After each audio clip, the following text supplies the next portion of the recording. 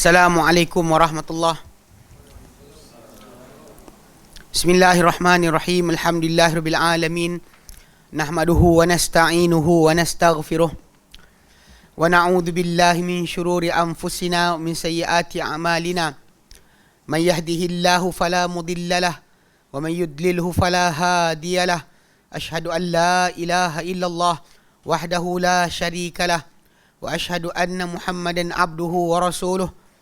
Allahumma salli ala Muhammad wa ala ali Muhammad kama sallaita ala Ibrahim wa ala ali Ibrahim. Allahumma barik ala Muhammad wa ala ali Muhammad kama barakta ala Ibrahim wa ala ali Ibrahim fil alamin innaka Hamidum Majid. Rabbi shrah li sadri wa yassir li amri wahlul 'uqdatam min lisani yafqahu qawli, amma ba'. Alhamdulillah, kita bersyukur kepada Allah Subhanahu wa taala kerana dapat kita berkumpul lagi pada malam Jumaat ni, insya-Allah, untuk menyambung kelas pengajian kita berkenaan dengan fiqh ringkas di Usul Quran dan Sunnah. Mana kita kali terakhir kita jumpa itu kita habiskan alhamdulillah berkenaan dengan istisqa, minta hujan. Yang mana kita tahu sunnah pada perkara berkenaan, yang mana pada ketika mana berlaku kemarau, digalakkan kita untuk keluar beramai-ramai ke kawasan lapang untuk minta hujan kepada Allah Subhanahu wa taala. Cuma dalam aplikasi dia macam kita sebut itu, ada kalanya Nabi SAW tak buat pun solat khas. Bahkan di atas mimbar Nabi berdoa dengan mengangkat tangan baginda sallallahu alaihi wasallam. Itu dia kata kenapa ketika istisqa boleh untuk angkat tangan tinggi-tinggi. Adapun yang lain tak digalakkan langsung untuk kita mengangkat. Bahkan ada juga berkenaan dengan riwayat yang datang, lupa disebut itu, tangan terbalik. Tak doa macam ni tapi doa macam ni, yang membalikkan tangan. Itu ada juga riwayat yang datang. So ala kulli hal, itulah istisqa, dan mana kita kata dia adalah sunnah yang banyak orang kita, Allah alam, di Asia Tenggara ni pasal hujan lebat kerap jarang buat kot. Ada pernah kan 2-3 kali kita dengar dulu, bila kering empangan dan sebagainya, orang kita buat lah kot. Tapi dah kadang-kadang kepercayaan karut banyak sangat, percaya bomoh lagi kuat banding nak ikut sunnah Nabi. Bahkan dia kata ikhtiar yang macam ni lah, hujan tak turun, awak nak buat apa? Kena dua lah, ikhtiar sunnah atau ikhtiar bid'ah ataupun musyrik. Sebenarnya ikhtiar yang sunnah adalah kita buat macam Nabi SAW tunjukkan. Ikhtiar yang bid'ah ataupun yang ada kesyirikan, panggil bomoh hujan, suruh bomoh hujan buat. Itu masalah. Baik. Solat hajat pun salah juga. Itu bid'ah lah. Kalau bomoh tu syirik. Bomoh syirik terus. Kalau solat hajat tu bid'ah. Kita tahu bahawa sebenarnya solat hajat secara berjemaah untuk dibuat sedemikian dengan bacaan tertentu tidak datang daripada Nabi SAW. Hatta dalam hadis yang dhaif, teruk dhaif jiddan, teruk sangat hadis tersebut. Bahkan perawi itu muttaham bil kadzib, dituduh menipu pun, tak ada diajarkan kaifiat. Yang diajar doa je lepas solat. Doa lepas solat itulah yang diajarkan berkaitan dengan solat hajat. Adapun cara solat hajat tak diajar. So ini kita dengar akan baca sekian-sekian, tapi sebahagian asatizah kata jumpa kaifiat tersebut ada dalam Ihya Ulumuddin. Allahu alam. Itu yang jadi kuat nak kena buat juga tu. Dalam Ihya kata. Baik. Okay, Al-Babur Rabi' Ashar, bab yang ke-14 ni sambung Al-Babur Rabi'u Ashar fi salatil kusuf, mengenai solat kusuf, gerhana. Gerhana. Dia cuma kadang-kadang ada dibezakan dengan kha atau dengan kaf. Kaf kusuf atau khusuf. Kha sin waw fa atau kaf sin waw fa. Okey. Wa fihi masailu, padanya ada beberapa persoalan. Al-masalatul ula, persoalan pertama, ta'riful kusuf wal hikmatu minhu. Persoalan pertama adalah ta'rifan bagi kusuf atau gerhana dan hikmah daripada gerhana. Gerak kenapa? Oh, tak nampak. Okey. Baik. Tak masuk kamera. Tak apa. Okey. Ya, al-kusuf gerhana, wan hijabu daw ahadi nayrain, dia adalah terhijab atau terhalangnya cahaya salah satu dua yang bercahaya, yakni asyams wal qamar, matahari dan juga bulan. Matahari dan juga bulan. Bisababin ghairi mu'tadin, dengan sebab yang tidak biasa, luar biasalah. Sepanjang hidup kita ni kan, lepas daripada kita punya panggil apa, teknologi maklumat sangat cepat, kita dapat tahu gerhana ni berlaku banyak tempat sebenarnya. Tapi ketika mana hidup kita tanpa teknologi maklumat, berapa tahun sekali barulah kita tahu cerita ada gerhana terjadi. Betul tak? Ingat kecil-kecil tu, zaman kita tak diajarkan sunnah, kita sibuklah, kita time gerhana tu berlaku, sibuklah cari filem lama, nak tengok juga, ataupun letak besen tengok dalam air, takut nanti mata rosak katanya. Allahualam kan. Tapi sepanjang kecil dulu, sekali je kot saya pernah tengok. Yang lain-lain tu kita tak tengok. Kita dah start belajar sunnah, tak adalah tengok matahari tu, sibuklah kita dengan solat. Adapun kalau ikutkan benda ni, dia luar biasa. Keadaan luar biasa bagi kita nampak benda tu luar biasa lah. Bagi hukum alam yang Allah tentukan, semua bergerak dengan paksinya, memang sampai masa dia kan jadi macam tu. Okey. Wa khusuf bimakna wahid. Kaf dengan kaf atau dengan kha dengan makna yang satu. Cuma kadang-kadang ada orang asingkan, dia kata khusuf matahari, khusuf bulan. Ada pula pihak kata tak. Khusuf tu bulan, khusuf tu matahari, khusuf tu bulan. Tapi sebenarnya tidak ada perbezaan kat situ. Makna satu. Itu gerhana. Dia kata yuhdithu azza wa jalla dhalika takhwifan li'ibadihi. Allah Ta'ala jadikan, hikmah dia adalah Allah Ta'ala jadikan, Allah Azza wa Jalla jadikan itu untuk menggerunkan terhadap hamba-hambanya, hatta yarji'u ilaihi subhanah, supaya mereka semua patah balik kepada dia subhanah. Ini bahkan memang pada kaum-kaum terdahulu, dan sebelum turun azab, kadang Allah Ta'ala bagikan dengan gerhana. Cuba zaman kita sekarang dah over sangat lah. Gerhana je ada hantu lah, ada setan lepas dan sebagainya. Tak ada, okay? Tapi pada asasnya perkara tersebut luar biasa. Sebab kita biasa matahari mesti menyinar. Tiba satu hari matahari mensinar tak ada. Mungkin beberapa jam kan, dihalang dengan cara yang Allah tak kendaki. Kama qala sallallahu alaihi wasallam, sebagaimana baginda sallallahu alaihi wasallam sabdakan, inna syamsa wal qamara ayatan min ayatillah. Sebenarnya matahari dan juga bulan adalah dua tanda. Dia tanda kebesaran Allah. La yankasifani limauti ahadin wala lihayatihi. Ia takkan menjadi gerhana kedua-duanya kerana kematian seseorang atau kerana hidupnya seseorang. Ya? Tak ada. Innama yukhaifullahu bihima ibadahu. Tapi hanyalah Allah takutkan dengan kedua-duanya, gerhana matahari atau bulan tu, hamba-hambanya. Takutkan hamba-hamba. Nabi sebut macam tu, untuk takutkan supaya hamba-hamba sedar. Dan bila Allah Ta'ala jadikan, macam kita lah, kalau kita tarik kesihatan kita, biasa boleh berjalan, satu hari tiba-tiba terseljur kaki, tak boleh jalan, atau hilang keupayaan untuk menggerakkan kaki kita. Macam mana? Kan benda tu akan menyebabkan kita bimbang lah. Kalau tiap-tiap hari pakai, tak pernah sakit, tak ada benda. Satu hari terantuk kepala, tak nampak apa, jadi blur, jadi kelam penglihatan. Kita akan takut lah. Kalau tak ada kena benda tu, kita takut macam benda tu hilang, nikmat tu ditarik sekejap, baru kita tahu besarnya nikmat tadi. Kalau dia kata nikmat tu berterusan tak pernah ditarik, dan kita akan rasakan bahawa tak ada benda lah. Bila hilang sekejap, baru kita tahu. Boleh, Allah Ta'ala sangat berkuasa untuk menjadikan hilang cahaya matahari tersebut atau cahaya bulan berkenaan daripada kita. Sebenarnya kita je yang sebenarnya tak sedar diri, rasakan benda tu akan sentiasa ada. Allah takutkan. Memang kalau ikut kepada kisah Nabi SAW sabdakan kata-kata berkenaan adalah kerana ketika mana matinya anak baginda SAW, Ibrahim, anak Nabi yang terakhir lah, anak Nabi dengan Maria Al-Qibtiyah.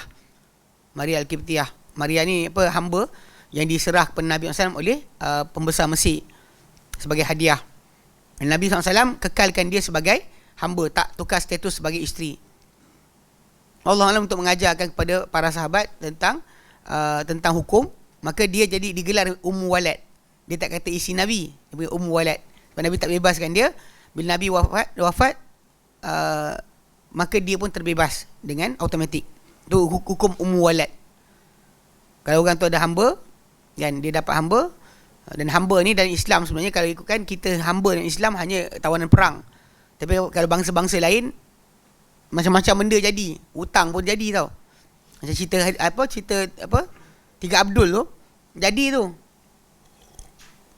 Ada orang gelak kan, kata ya apalah pula boleh hutang boleh jadi gadai. Boleh. Zaman dulu jadi apa je. Bila Islam datang, dilimitkan masalah perhambaan tadi kepada peperangan. Adapun hamba yang memang dah hamba sebelumnya, hatta kalau dicuri dengan tipu dan hilah sebagainya, macam Salman Al-Farisi, dia jadi hamba. Ketika Nabi SAW sampai ke Madinah, dia seorang hamba. Dia orang merdeka, bukannya hamba. Tapi ketika mana dia nak sampai ke Madinah, sebab guru dia mati satu demi satu, rahib yang diikut semua mati. Lepas ni mati, dia pergi sini. Daripada Parsi pergi ke Syam. Sampai di Syam, patah balik ke Nasibain. Patah balik. Dia ulang balik macam tu. Mak guru sini mati. Tuan, kalau kita lihat Ibn Hajar Al-Asqalani rekodkan umur dia disebut, kalau tak silap, 200 lebih tahun. Salman Al-Farisi. Maksudnya asyik duduk dengan guru sampai mati. Lepas tu guru ni mati, pergi kat guru ni pula. Rahib-rahib yang dia pergi. Sampai terakhir sekali kata, sekarang dah sampai masa Nabi akhir zaman, maka pergilah ke tempat macam ni. Dia pun kumpullah harta untuk sampai ke Madinah. Dia dengan kumpul harta tu, dia bayar satu kabilah Arab untuk sampaikan dia ke Madinah. Dalam perjalanan, kafilah tu jual dia. Jual. Macam Yusuf AS terjual lah. Dijumpai dan dijadikan barang jualan. Once terjual tadi, kita kena hormat lah. Peraturan Nabi SAW tak suruh Salman tikam dia punya tuan tengah malam. Nabi suruh dia bebas diri dengan cara betul. 2 peperangan dia tak dapat hadir. Perang Badar, ketika itu dah Islam dah. Dan perang Uhud, dia tak Islam, dia tak lepas lagi, masih hamba. Dia Islam dah, tapi dia tak boleh keluar. Tapi ketika perang Ahzab, dia ada dalam merdeka. Tapi ketika kemerdekaan itu bayar. Nabi tak ada kata layankan je. Tak ada. Ini masalah ya, pasal kita kata kita hormat segala akad yang terjadi sebelum daripada tu. So nak tak nak jalan. Walaupun kita kata dia dianiaya kan. Dia dianiaya, dijual secara zalim, tapi tetap dihormati akan transaksi tersebut. Bebaskan diri dengan cara yang betul. Bukannya bebaskan diri dengan tikam tuan tengah malam. Ikut kita, tikam tuan kau buat apa? Yahudi kot. Kan. Ikut logik akal kan. Yahudi kot tikam tengah malam. Tapi Islam tak ajar macam tu. Pasal Nabi pun sebutkan dalam hadis yang sahih, Nabi kata, adil amanata man tamanak wala takhun man khawanak. Tunaikan amanah pada siapa yang amanah pada kamu, yang kamu khianat siapa yang mengkhianati kamu. Balas khianat Islam tak ajar. Amanah, orang amanah kita amanah balik. Tapi orang khianat tak ada balas khianat balik. Tak ada ajaran macam tu. Jaga ni kena perhatikan balik. Baik. Okey, ala kulli hal, bila mati saja Ibrahim, anak Nabi yang kecil tu, okey, ketika tu berlakulah gerhana. Kebetulan berlaku gerhana. Orang ramai mula bercakap, dia kata gerhana ni berlaku sebab matinya anak Nabi SAW. Maka Nabi SAW pun lepas solat, Nabi berucap pada para sahabat dengan ucapan tersebut. Kat sini ada khilaf, timbul masalah khutbah solat gerhana ni mesti ke tidak. Saya tengok ada gaduh dia tu. Ustaz ni kata ada, ustaz ni kata tak ada.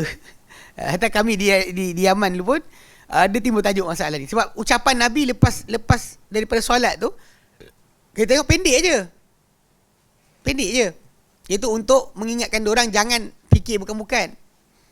Sebab Nabi kata matahari dan bulan takkan gerhana kerana kematian orang atau hidupnya orang.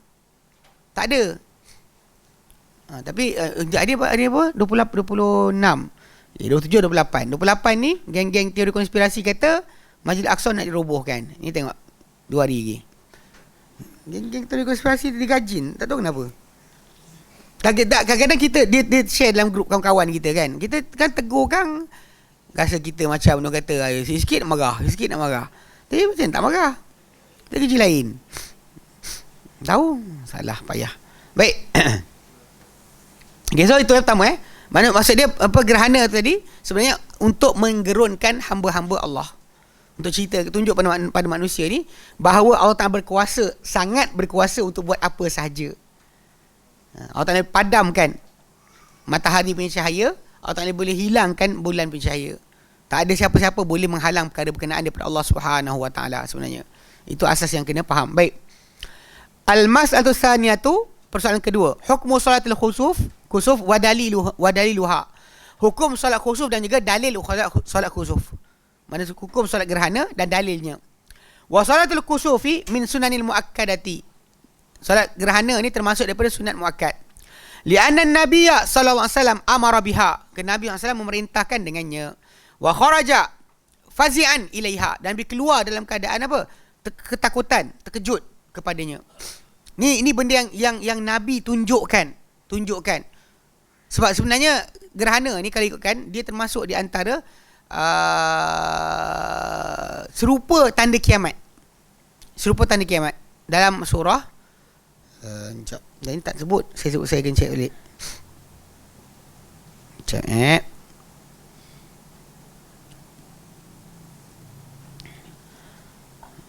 Jumi asyamsu, surah Al-Qiyamah ayat ke-9. Surah Al-Qiyamah ayat yang ke-9. Allah Ta'ala nyatakan ada ayat berkenaan. Cek Qiyamah. Dia serupa. Sebab Nabi SAW apa-apa yang serupa dengan bencana atau tanda kiamat dan sebagainya, Nabi SAW akan terkejut. Macam ketika mana ditebuk lubang, ditebuk dinding Ya'juj Ma'juj sebesar bulatan. Kan Nabi terjaga tengah malam, dia kata la ilaha illallah, kan wailul lil arab min syarrin qad tarab. Kecelakaanlah untuk orang Arab dari kerana kejahatan yang makin dekat, yang telah dibuka tembok Ya'juj Ma'juj sebesar ini. Nabi tunjukkan jari baginda SAW. So Nabi terkejut, kan? Nabi terkejut. Dan ketika itu isteri baginda tanya, takkanlah kita akan binasa kalau tengah kami ni ada orang yang soleh? Nabi kata, ya, idza kasratul khabath, bila banyak benda keji, ya boleh jadi. Okey tak? Dia kata dalam ayat yang ke-9 yang kita nak tengok tu. Tapi dalam ayat awal, kan, Allah nyatakan ayat ke-6, yas'alu ayyana yaumul qiyamah. Dia bertanya, kan, manusia ni tanya, bilakah hari kiamat? Fa idza bariqal basar, apabila mata tu jadi terhilang penglihatan tu. Penglihatan mata tu akan berkilat. Maksud dia kena kilat sampai mata tadi tak kelihatan. Wa khasafal qamar, dan khasaf al-qamar, mana hilang cahaya bulan. Wa jumi'asy syamsu wal qamar, digabungkan matahari dan juga bulan. Kan itu yang kelihatan bila kita tengok gerhana. Kan bergabunglah. Kalau kita gerhana matahari, bulan berada di belakang, matahari berada di belakang bulan. So kedudukan dia macam tu. Seolah bergabunglah, macam bergabung. Betul Nabi kata, itu betul. Bila Nabi nampak keadaan, Nabi terkejut. Nabi dalam ketakutan. Walaupun baginda Nabi yang terakhir, tak ada Nabi selepas baginda SAW. Patutnya kalau kita ada assurance macam tu, kita kata nak bimbang apa? Kan dia Nabi terakhir. Tapi Nabi SAW macam ketika hari mendung hujan tak turun lagi, Nabi akan ketakutan. Sebab teringatkan kisah kaum Ad yang bila nampak awan mendung datang ke lembah mereka kata, inilah hadza aridum mumtiruna, ini adalah awan yang akan hujankan kita. Tiba-tiba Allah Ta'ala jawab, bal hum mastajaltum bih, bahkan ia apa yang kalian semua minta cepat. Rihum fiha adzabun alim, angin yang dalamnya ada azab yang pedih. So basically Nabi, selagi hujan tak turun, Nabi akan ketakutan. Bila hujan turun, baru Nabi punya wajah akan berseri-seri, bersinar, gembira kerana hujan telah turun. Ini kena faham. Sebab kadang-kadang kita ni kadang nampak benda tanda kiamat, tapi kita macam serupa tanda kiamat, tapi kita buat tak kisah je. Tapi janganlah jadi macam yang teori konspirasi pula, menggelupur, pergi kumpul beras, kumpul bihun sebagainya. Tu ngongek kak. Tak, dia pasal pertengahan lah. Tidak kita tak care. Tapi yang kita utamakan bila kita tengok diri kita, apa yang patut kita buat segera? Ibadat kita. Nggak sibuk huha sini huha sana, kan? Happy-happy tak apalah, naik motor ke, nak pergi makan durian ke, makan itik ke, makanlah. Tak salah. Tapi sama-sama janganlah sampai macam lupa kita ni ada tanggungjawab. Sebagai seorang Muslim, seorang mukmin, tak boleh kita tinggalkan. Kan pelik juga kan, benda macam ni masalah. Dia ada kalanya entahlah, over takut tak boleh, terlampau confident pun tak boleh. Dia kena dua-dua ada. Over takut dan tak buat kerja apa lah, duduk bawah ni, bawah apa kursi. Tak ada, saya jumpa seorang, tak tahu apa jadi budak ni. Kita nak contact juga dia. Dia call saya tu, cakap tu memang dia ketakutan sungguh ketika berlaku pandemik itu kan, COVID-19 ni. Bila keluarga dia ambil vaksin, dia punyalah takut mak bapak dia mati esok lusa. Bila mak bapak saya mati kan, ada kan kata 2 tahun je saya bagi orang yang kena ni. Tunggu kita kira, lepas 2 tahun tak mati, cari pakcik tu balik. Okay. Tak ada cerita dia pasal kes dia. Diorang ni, jadi Mamat ni takut yang sungguh, genuine. Dia bimbang gila, takut pada keluarga dia akan mati dan sebagainya. Saya kata, awak ni kenapa Amir takut? Dia over takut sampai kan berhenti. Boleh sanggup dia berhenti belajar Quran untuk pergi kaji tentang konspirasi. Berhenti belajar Quran, dia belajar medium. Tu bukannya, itu sebab tahu tempat belajar sama je kan. Kalau letak orang tu dalam Kaabah pun, kalau nak jadi setan juga. Tak? Ni kena faham, bukannya macam takkanlah duduk setan. Abu Jahal, Abu Lahab, dia lepak mana? Lepak keliling Kaabah lah dulu. Takkanlah setan. Dia serius. So dia jaga sikit lah bab ni. Takut sangat, overconfident sangat pun tak ada buat persiapan. Bersalah juga. Persiapan maksud dia adalah amal, bukan persiapan pergi beli beras, minyak, apa yang ni sekarang ni dengar dekat bekalan makanan kan. Ayam tak ada, dia ngelupur dah. Padahal banyak je daging, makanlah daging tu, sibuk kan. Ikan bilis pun ada. Kan pelik betul. Kan sibuk makanan habislah makanan akan habis. Dia tengok ayam je ke? Baik. Jadi maksudnya kena faham. Jadi benda tu kena kita perhatikan. Nabi ketakutan, kita kena perasaan yang sama. Dan Nabi kata kan, kalau kamu tahu aku tahu, kamu akan banyak menangis, sedikit ketawa. Kamu lari ke kawasan-kawasan lapang, tinggalkan harta benda, ya Rob. Kalau kamu tahu aku tahu. So sekarang ni Nabi punya pengetahuan menyebabkan Nabi SAW jadi macam tu. So kita kena ada perasaan, fahamkan balik diri kita kenapa. Terus saya kata pasal gerhana ni menyerupai dengan apa yang Allah Ta'ala katakan, digabungkan matahari dan bulan. Wa jumi'asy syamsu wal qamar. Lepas tu Nabi ketakutan, sebab dia serupa dengan apa disebut dalam Al-Quranul Karim tentang apa berlaku kiamat nanti. Sebab tu Nabi ketakutan. Kita lepak kan, takut gambar kan, happy lompat-lompat, buat pesta gerhana kan. Salah agak. Ini tak boleh, kena faham. Sebab tu kadang orang bergaya-gaya kan time gerhana ni kan. Tapi kena nampak lah, kita kena bincang, kena nampak. Banyak kali ada orang dia tak nampak pun, dia dengar cerita radio, dia terus solat. Tak kena. Dia kena nampak keadaan tadi. Keadaan gerhana tu kena kelihatan, bukannya dengan cerita orang. Okay, dia kata wasalatul khusuf, dia kata solat khusuf ni termasuk sunat muakkad, sunat yang muakkad yang ditekankan kerana Nabi SAW perintahkan dengannya dan keluar dalam keadaan terkejut kepadanya. Wa akhbara annaha takhwifun lil ibad, dan bagi dia beritahu bahawa ia adalah penggerunan. Dia adalah untuk menakutkan terhadap sekalian hamba. Allah buat untuk takutkan. Tapi kita tak takut, masalah. Tu kata pesta kan. Kat barat dia buat pesta. Ketika mana gerhana, pesta, tengok bulan, tengok matahari atau bulan yang tengah gerhana. Ini salah lah sebenarnya. Bukan itu cara dia. Pasal kita ditakutkan, macam kita lah pegang rotan, nak takutkan anak kita. Tapi anak kita tak takut. Macam mana? Kan mula kan, macam pahal budak ni kan. Rotan lah, tak sakit. Ini masalah.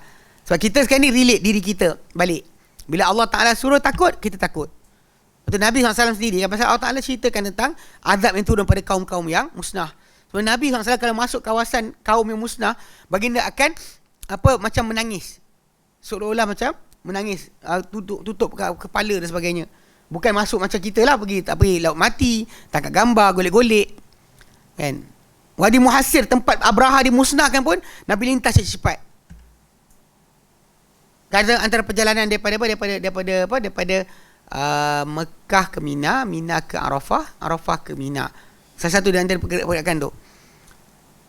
Daripada Mekah ke Mina. Ada Wadi Muhassir dipanggil. Wadi tu bila Nabi lintas, Nabi akan cepat-cepat tunduk kepala, ambil kain tutup kepala, ketakutan.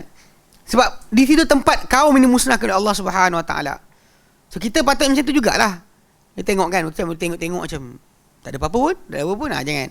Cari pula batu. Apa batu batu sijin kan. Tahulah. Dia rosak otak dah sebenarnya. Al-Mas'alatu Salihatu, persoalan ketiga, waktu solat khusuf. Waktuha min ibtida'il khusuf ila dhihabihi. Dia mula solat gerhana ni daripada permulaan gerhana tu berlaku sampailah hilangnya gerhana tersebut. Kenapa? Liqaulihi sallallahu alaihi wasallam, sabda baginda SAW, idza ra'aitum syai'an min dhalika, bila kalian nampak sesuatu dari itu. Kena nampak tu saya kata, kalau setakat makluman di televisyen atau akhbar bagi tahu gerhana akan mula pukul sekian sampai pukul sekian, anda tak boleh solat macam tu. Anda tengok keluar, tengok matahari tu betul ke dah berlaku gerhana. Kalau betul, kita mula solat. Kalau dia kata anggaran sampai terbuka, dan tak apa. Dan dulu sebenarnya bila kita kata hilang cahaya betul lah. Siang jadi malam, full eclipse, penuh, memang gelap terus. Jadi benda tersebut, jadi selagi tak cerah, selagi tu tak berhenti solat sepatutnya. Kalau tak ada solat, berzikir ke, bersedekah ke, tak kira apa saja perbuatan yang soleh kita boleh buat. So, ini dia kata fasallu, solatlah hatta yanjaliya, sampailah ia tersingkap. Solat sampai ia terbuka, jangan berhenti solat. Okey. Tapi kalau tak baca panjang, tak istighfar lah. Baca-baca inna ataina je, habis dah. Benda tu lagi sejam. So, duduk diam-diam, jangan merayau. Buka TV pula, tengok cerita Korea. Salah lah. Waktu tu kan waktu happy-happy, bukan happy hour. Tak tahulah, restoran pula buat jualan sempena gerhana. Makan free dipanggil, habis. Itu salah Itu tak patut berlaku. Okey. Al-Mas'alatu Rabi'ah, itu persoalan keempat, kaifiyatuha wa ma yuqra'u fiha. Persoalan keempat adalah cara pelaksanaan solat gerhana dan apa dibaca dalamnya. Ni solat gerhana ni adalah solat yang berbeza caranya berbanding solat biasa. Pada satu benda, itu masalah rukuk. Rukuk dia setiap rakaat 2 kali. Okey. Kaifiyatuha rakaatan. Okey. Cara dia 2 rakaat. Yaqra'u fil ula jahra. Okey. Lailan kana au nahara. Okey, dia baca pada rakaat pertama tu secara nyaring. Tak kira malam atau siang. Okay, Al-Fatihah wa suratan tawilatan, dan surah yang panjang.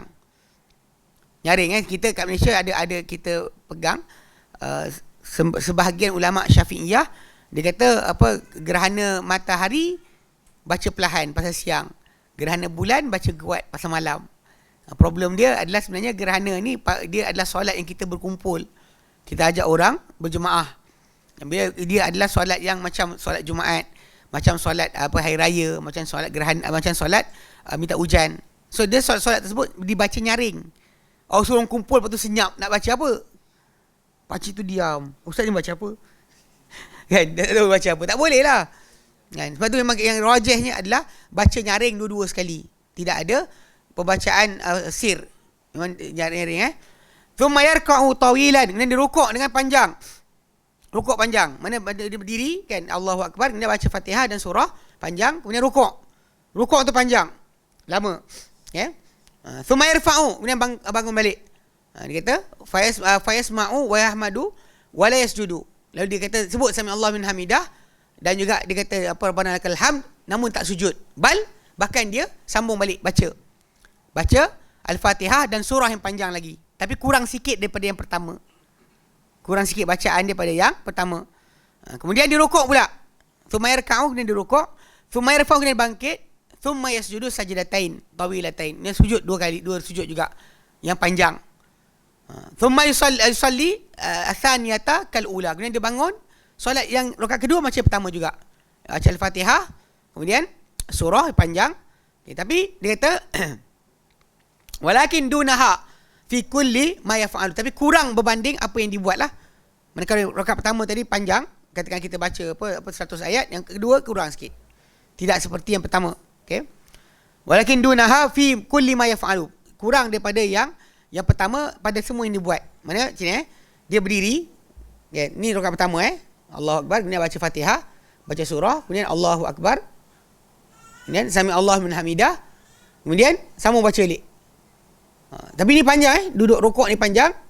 Bangun tu sami hamidah rabbana lakal hamd, kemudian terus baca Fatihah balik, baca surah balik. Kemudian baru rukuk kali kedua. Pertama juga kurang daripada yang pertama. Kemudian bangkit sami hamidah, kemudian sujud lama, duduk lama, sujud lama, bangkit balik. Macam tu.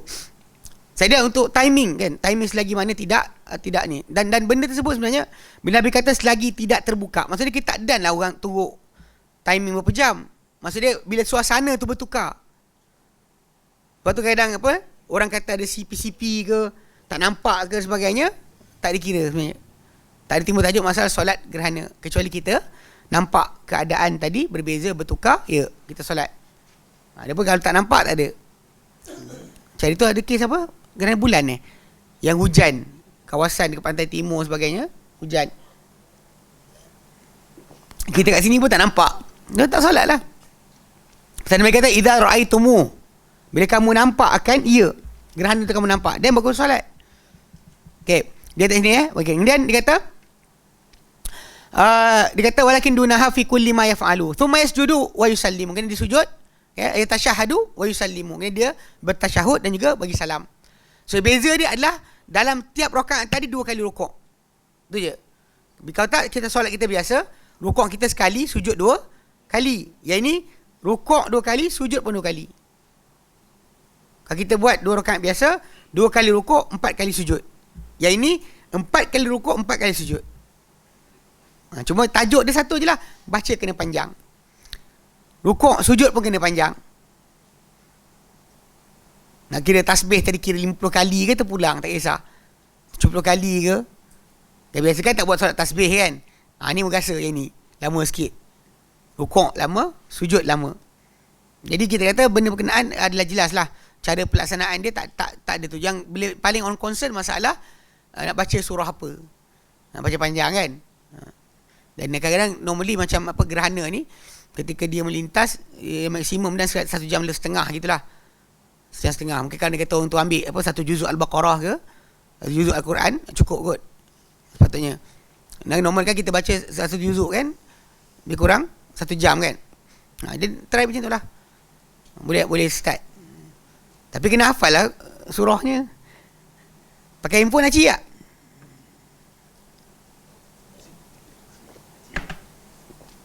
Wallahualam. Baik.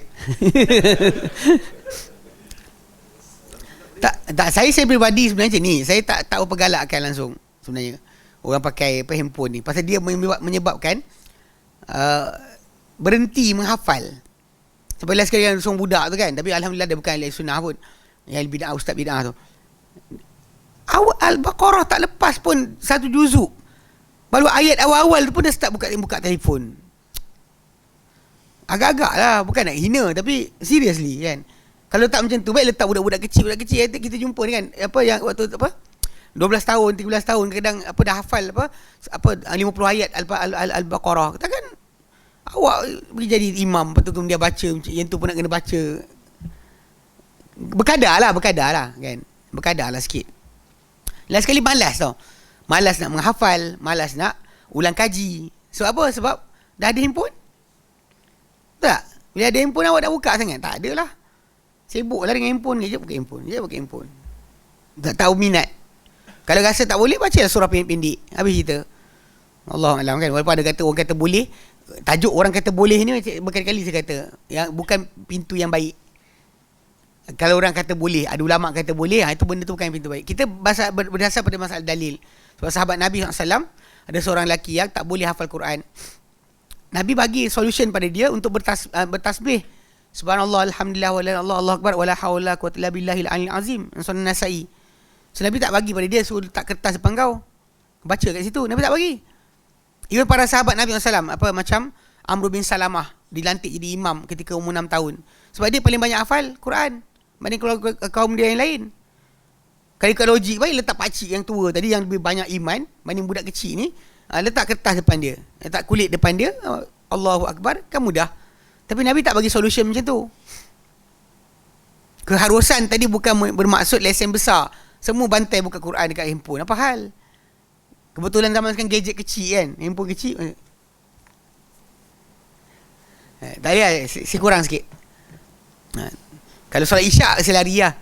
Saya tak solat tu. Solat fardu kan. Kalau solat sunat, boleh lah kadang-kadang. Ini kata elak lah. Je dah? Solat Jumaat lagi teruk lah. Pasal solat Jumaat aku buat. Solat fardu kot. Yang para ulama kata solat sunat tu yang dia kata tak apa. Solat fardu tak buat macam tu.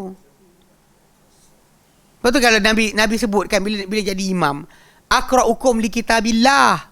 Orang paling qari dengan kamu daripada kitab Allah, bukannya paling pandai baca dekat handphone. Payah. Tahulah, seronok macam mana. Hafal lah. Memanglah akan masa letih, penat sebagainya, barulah layak anda jadi imam. Kalau tak layak, cakap tak layak lah. Ikut hafalan masing-masing lah. Yang rajin sangat buka handphone apa tu. Baik. Okey, walakin dun hafiq dia kata okey, liqauli, kenapa kita kata macam ni cara solat dia? Liqauli Jabirin radhiyallahu anhu, kata-kata Jabir radhiyallahu anhu, dia kata apa? Kasyafatis syamsu ala ahdi Rasulillah. Telah gerhana matahari pada zaman Rasulullah SAW. Fi yaumin syadidil harri, pada hari yang sangat panas. Fasalla bi ashabihi, lalu baginda solat bersama para sahabat baginda. Fa atala al-qiyama, maka baginda panjangkan berdiri. Hatta ja'alu yakhirun, sampai mereka mula apa? Turun. Ada sahabat yang duduk, tunggu. Tak larat nak berdiri. Turun, jatuh, duduk. Macam Huzaifah kata dah, dia solat dengan Nabi kan. Nabi solat malam, hampir-hampir dia nak duduk. Sebab lama sangat Nabi baca. Itu solat malam, tapi ini solat gerhana. Okay, sampai mereka jatuh, turun. Thumma raka'a fa'atala, dan baginda rukuk, dan baginda lamakan rukuk.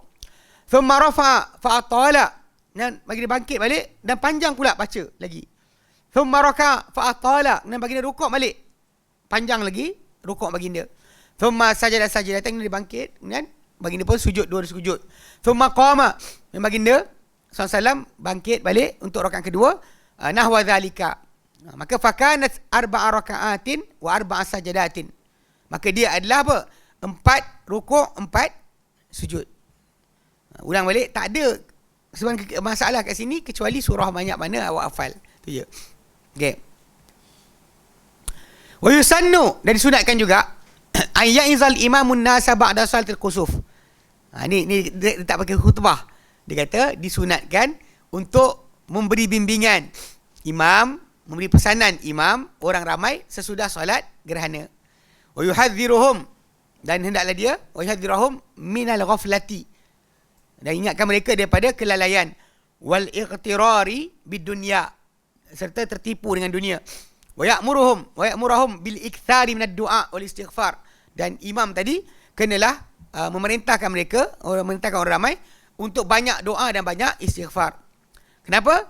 Li fi'lin Nabi sallallahu alaihi wasallam, dan sabda baginda sallam, faqad khataban nasa ba'da salati, dan baginda telah berucap pada orang ramai sesudah daripada solat. Wa qala, Nabi bersabda, inna syamsa, pasal nak betulkan akidah orang ramai, inna syamsa, matahari, wal qamara, bulan, ayatan min ayatillah, adalah dua ayat daripada ayat Allah, dua tanda-tanda Allah. La yankashifani limauti ahadin wala li hayatihi, tidak akan kedua-duanya gerhana kerana kematian seseorang ataupun kehidupannya. Fa idza ra'aitum dzalika, bila kalian nampak itu, nampak gerhana tu. Okey. Fad'ullaha wa kabbiru wa sallu wa tasaddaqu. Maka Nabi kata, doalah kepada Allah Ta'ala, bertakbirlah dan juga solatlah dan juga bersedekahlah. Itu amalan yang patut dibuatlah ketika mana nampak gerhana.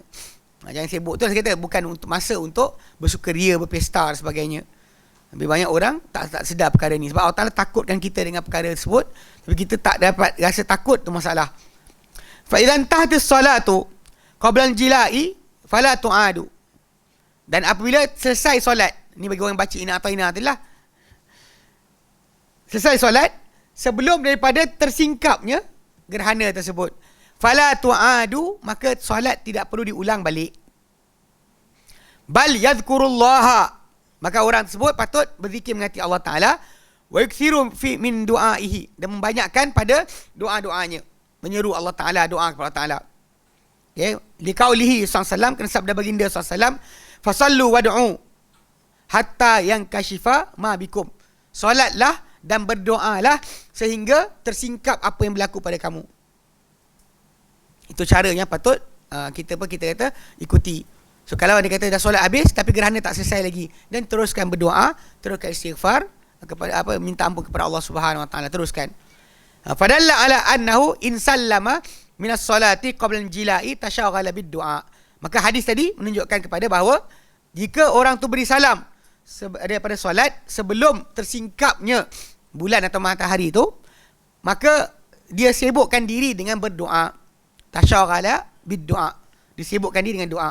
Wa idza atammal injila wa huwa fi sholati atammaha khafifatan. Bila selesai tersingkap je bulan atau bintang, bulan atau matahari tu, dalam keadaan tengah solat jadi berterang. Dia tengah solat, dia keadaan suasana jadi terang balik. Maka dia sempurnakan solat dia dengan cepatlah, ringan. Wala yaqta'at, tapi tak berhentilah, jangan berhenti terus. Macam tengah solat, dah tak ada dah gerhana. Tak ada. Tak boleh. Yang disuruh adalah selesaikan solat tu dengan segera. Tapi bukanlah kita putuskan solat. Tak boleh. Solat tu berterusan. Betul, yang ni kat tajuk asal dia, daripada apa yang disebut kat sini, gerhana tu mesti menukar suasana. Sebab kita kena ada sedar, kita duduk dalam masjid ke, dan surau ke, atau kita duduk kat Taman Selapang tu, kena gelap. Jadi, kan, atau cerah jadi, boleh kita buat. Kalau tak ada, tak adalah. Kalau tahu, tak tahulah. Kalau gerhana bulan, lagi jenuh tak? Memang gelap. Mana rasa sangat? Saya ingat waktu kat Yaman tu, kawan-kawan saya berlaku gerhana ni kan. Sekali tu bulan Ramadan. Yang sebelum tu bukan bulan Ramadan, kat kampung kawan saya. Jadi tengah hari kan. So jadi tapi terang lagi. tak gelap pun. Sebab tu yang kita kata yang Nabi SAW punya sebutan kepada para sahabat adalah bila kamu nampak ia, bukannya kamu dapat tahu ia. Dapat tahu bukan, nampak sendiri. Betul, baru kita solat. Ini yang disebutkan oleh para ulama berkenaan dengan masalah solat gerhana. Okay. Ada soalan?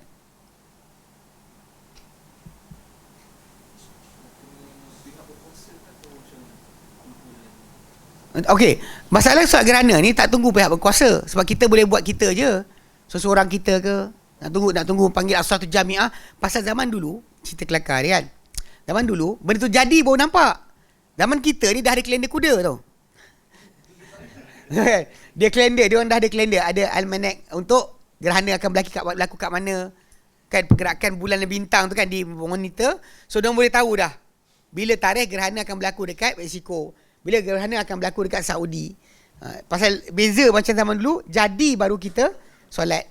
So bila jadi baru solat, erti katanya tak dan lah panggil orang pun. Siapa depan kita je lah. Dan ini siap boleh susun pesta lagi. Maksudnya dia tahu dah tarikh dan sebagainya. Okey, baik. Jap. Assalamualaikum Ustaz. Adakah hadis mengenai siapa yang tak solat subuh berjemaah di masjid atau surau masbuk dalam tempoh yang lama, maka termasuk golongan munafik? Mohon jelaskan. Memang solat yang paling susah untuk orang yang untuk orang munafik adalah solat subuh dan asar. Dua solat. Ni Nabi isytiharkan sendiri. Solat yang susah untuk orang munafik adalah subuh dan asar. Masalah berjemaah tadi tu kan, dekat sini dia berjemaah lah. Masalah berjemaah tadi tu, kita kata ini juga di antara tanda-tanda yang patut dijaga. Memang masalah jaga subuh berjemaah, asal berjemaah ni antara sifat orang beriman. Dan memang solat paling susah ke atas orang munafik ni antara solat subuh dan asar lah. Untuk berjemaah, solat sendiri semua orang boleh. Tapi zaman Nabi dahulu, memang para sahabat dahulu mengukur orang tu munafik ke tidak dengan datang solat berjemaah ke tidak. Itu problem dia. Bukan setakat masalah itu. Memang dia tengok, dia kenal orang ni munafik ke tak munafik dengan cara masalah hadir solat jemaah. Nah, ini kita kata benda ni umum. Tak boleh kita buat alasan pula. Tapi ustaz, masjid tu ahli bid'ah. Itu tak boleh. Itu kan alasan. Dan anda semua tahu kan, Ustaz Azhari Murad. Dan dia dituduh macam-macam dekat Sungai Pelong tu. Tapi dia tetap datang solat berjemaah dekat surau yang atau masjid yang tuduh bukan-bukan kat dia. Pergi subuh, nanti dia ada. Dia takkan lari. Solat dia datang. Kita ni yang anak murid ni kadang-kadang dengar cerita orang ni orang tu, tiba-tiba dia hilang dah. Sikit benda tu tak datang dah. Kenapa? Bid'ah. Ini cari alasan ni, memang malas nak pergi, cakap lah malas. Jangan gunakan alasan kata benda tu bid'ah dan sebagainya. Sebab asas pertama, benda-benda yang tak ada kaitan kita, contoh macam zikir kuat lepas solat, tinggal buatlah awak sendiri. Bab lain, masalah kunut, macam abang kita tanya tadi, solat je lah, apa masalah dia? Tak hilang, tak ada rosaknya sunnah awak kerana solat subuh dengan jemaah yang buat kunut. So, balik pada asal, kunut subuh tu yang berterusan tu, ia adalah khilaf, bukannya bid'ah. Bukan bid'ah nak dikata macam tu. Bahkan bila ada orang tu kata, tapi syekh kita kata macam ni. Saya kata, Ibnu Qayyim sendiri dah nukilkan petajuk ni. Kami kat Yayasan Taklim tu, ada jadi kes ni sekali. Lepas tu, ada abang ni. Saya tak tahu cerita, saya ngajar pagi. Kemudian saya balik. Lepas tu pukul berapa entah datang tengah hari, Ustaz Sulaiman Nubar ngajar. Jadi orang ni, tersebut something lah tajuk masalah kunut ni. Abang-abang tu bantai. Ada 3 orang lah, abang-abang ni bantai lah. Ini tak sunnah lah, bla bla bla bla bla. Kata tu. Lawan ustaz. Tahulah. Orang ngadu kat saya. Lepas bila kelas saya minggu depan, saya tanya, saya dengar kata ada sekian-sekian. Seorang abang tu angkat tangan. Saya lah salah seorang. Bangga dia. Tapi saya kata, tak apa. Abang nak bertekak boleh. Saya bagi abang peluang. Abang tekak dengan saya tajuk ni. Tapi abang jangan lari kelas. Lepas kena ni. Jadi dia cakap-cakap macam ni, saya buka lah. Kitab Zadul Ma'ad, Ibnu Qayyim. Buka kata-kata Ibn Taymiyah. Kata-kata Imam Ahmad. Saya letak semua sekali. Lepas tu dia kata macam ni ustaz. Saya kata, abang punya ustaz lebih sunnah daripada Imam Ahmad ke? Abang punya ustaz lebih sunnah daripada Imam Ahmad. Lebih sunnah daripada Ibnu Qayyim. Lebih sunnah daripada Ibn Taymiyah. Dia diam. Saya kata, analogi saya paling mudah nak fahamkan. Macam saya sebut pada abang kita tadi. Dia bila imam kita buat benda khilaf. Bukan bid'ah Kalau dia buat benda bukan-bukan kan, lompat sambil solat goyang kan, tu tinggal lah. Kalau dia tendang sekali. Nanti kita keluar kan. Tapi cerita dia benda yang dibuat tu khilaf. Contoh kunut. Okay. So saya kata benda khilaf ni, kita lihat para sahabat Nabi ada aturan perangai tentang perkara ni. Contoh yang terbaik kita nak faham adalah macam mana bila Osman bin Affan dia solat empat di Arafah. Nabi solat 2 Zuhur 2 Asar. Dia solat 4 Zuhur 4 Asar. Dia jadi ketua, dia jadi pemimpin haji. Dia buat macam tu. Jadi orang datang jumpa Ibn Mas'ud, dia orang ni tahu juga cerita. Dia kata Nabi lu solat berapa? Ibn Mas'ud kata 2-2. Abu Bakar 2-2. Umar 2-2. Uthman, inna lillahi wa inna ilaihi raji'un. Jawab Ibn Mas'ud. Lepas tu orang tanya Ibn Mas'ud, kau solat berapa? 4-4. Tu kata tak canggah aja. Dia kata tak boleh. Nabi kata innama ju'ilal imam liyutamma bihi. Imam dijadikan untuk diikuti. Tak boleh. Dia tak kata tak boleh. Dia terus terang dia kata tak boleh. Macam kefahaman para sahabat. Sebab tu kenapa zaman para sahabat tak pernah ada jadi pecah imam. Lepas zaman dia lah keluarnya Kaabah tu solat asing-asing imam. 500 Hijrah ikut Ibnu Amir As-San'ani. Ibnu Amir As-San'ani dalam kitab dia, tak apa, relax lah. Dalam kitab dia yang Tatril I'tiqad adran ilhad, membersihkan i'tiqad daripada kotoran ilhad. Yang Ustaz Fashan terjemahkan buku tu. Buku membungkam pemuji kubur. Ada pernah tengok buku tu? Ada biru kan? Okey, buku tu Ustaz Fashan terjemahkan. Okey, dalam buku tersebut ada Buddha kan? Nak yang Buddha kan? Okay, dalam buku tersebut kan, Ibnu Amir San'ani dia nak fahamkan. Kadang-kadang ada orang dia tengok para ulama buat sesuatu ataupun tengok suatu benda berlaku depan mereka, tapi mereka tak tegur. Bukan maksud ulama tu redha. Bila dia diam, bukan maksud dia redha. Tak boleh kita letak pada mulut orang tak bercakap, apa yang dia tak cakap, kita kata dia cakap. Okay. So antara benda yang disebutkan, contoh yang berlaku mungkar tapi orang diam, adalah Kaabah ni daripada 4 sudut ada asing-asing imam. Dan dia kata berlaku perkara ni sejak 500 Hijrah lebih.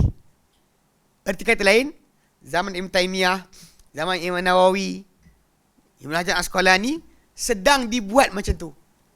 Asing imam. Asing imam. Syafi'i belah pintu Kaabah. Siap ada mimbar asing. Kemudian Hanafi sebelah sini. Maliki sebelah sini. Hambali sebelah sini. Dia kalau tak tahu, sini ada internet ke? Internet. Share-share je. Saya bukan kedekut tapi malas nak buka internet saya. Mana tu ni? Mana tu ni? Ini boleh? Baitul Salam M-Koba. Bukan M-Koba. Ya. Tak nak padam-padam. Ni kan orang nampak ni kan? Oh, bahaya tak? Oh, tu. Orang suka kat situ. Okey, tu. Okey. Okey, mana tu? Atas sekali. Okey. Okey.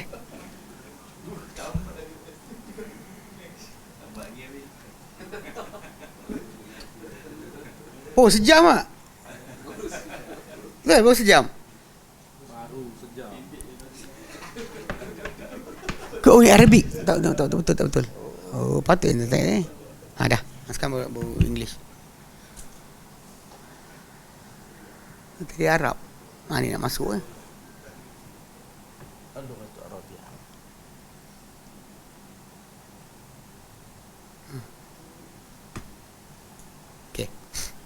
Okey, alhamdulillah. Okey. Satu sejuk, satu panas ayur. Contoh dia. Jazakallah khair.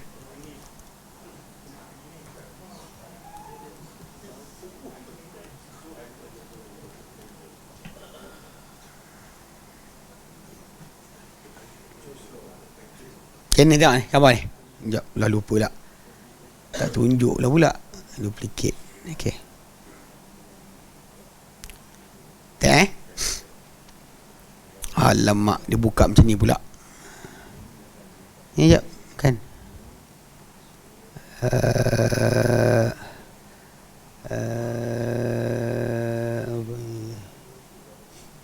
Okey. Okey tak? Ni Kaabah Okey. Ternampak ternampak macam mana? Nak sengit kan tak boleh. Okey, sebab tak nampak tu, agak-agak nampak je. Bismillah.